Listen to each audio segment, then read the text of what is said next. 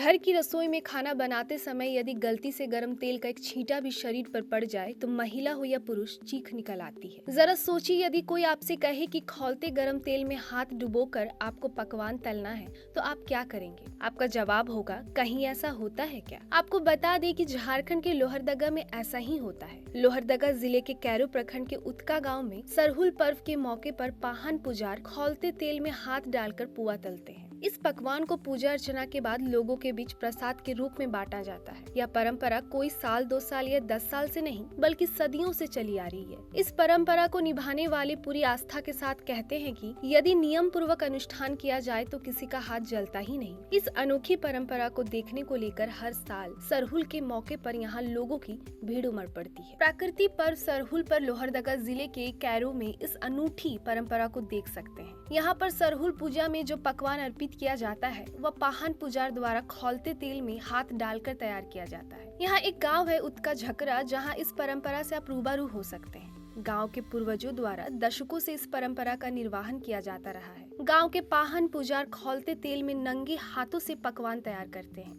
जिसे देखने के लिए दूर दराज के क्षेत्र से लोग पहुंचते हैं। पकवान बनने के बाद झकरा में रीति रिवाज के साथ पाहन पुजार द्वारा पूजा अर्चना की जाती है। इसके बाद सामूहिक रूप से प्रसाद का वितरण लोगों के बीच किया जाता है। ग्रामीणों की इसमें अटूट आस्था है। हर 3 साल में पाहन पुजार बदल जाते हैं। इसके बावजूद परंपरा न कभी बदली है, न कभी इससे बदलने को लेकर किसी ने विचार किया है। ग्रामीणों का कहना है कि पूजा से 15 दिन पहले से ही गांव के आदिवासी समाज के लोग किसी बाहरी व्यक्ति का छुआ हुआ कोई भी सामान नहीं खाते हैं। मान्यता है कि अनुष्ठान में किसी प्रकार की गलती होने पर खौलते हुए तेल में नंगे हाथों से पकवान बनाना बेहद मुश्किल है। इसी अनूठी परंपरा को देखने को लेकर न सिर्फ कैरो बल्कि दूसरे प्रखंड के लोग भी हजारों की संख्या में पहुँचते हैं। पाहन पुजार द्वारा सरहुल के मौके पर प्रसाद अर्पित करने को लेकर खौलते हुए गरम तेल में नंगे हाथों से पुआ पकाया जाता है। इसे पूजा अर्चना के बाद लोगों के बीच वितरित किया जाता है। इस अनुष्ठान को देखने को लेकर कुड्डू प्रखंड के विभिन्न गांव के अलावे भंडरा प्रखंड, रांची जिला के सीमावर्ती प्रखंड और लोहरदगा जिले के विभिन्न ग्रामीण क्षेत्रों से भी लोग पहुंचते हैं। गांव के पाहन समेत ओराव का कहना है कि यह परंपरा आदि काल से चली आ रही है। किसी को पता नहीं है कि कब से इस प्रकार से खौलते हुए तेल में नंगे हाथों से प्रसाद के लिए पकवान तैयार किया जाता है। सरना माँ में सभी की आस्था है। सभी अनुष्ठान नियम पूर्वक होते हैं,